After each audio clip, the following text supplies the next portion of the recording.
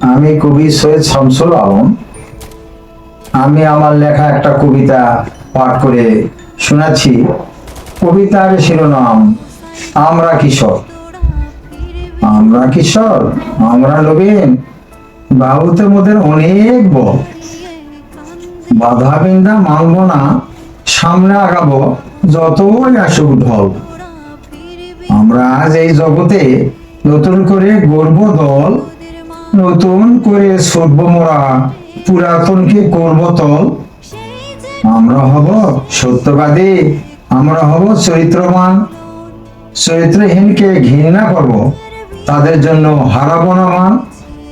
কিশোর মোরা, ছাত্র মোরা, সভ্য হয়ে পড়ব, শিক্ষার মতো শিক্ষা শিখে ভালো কাজে লড়ব।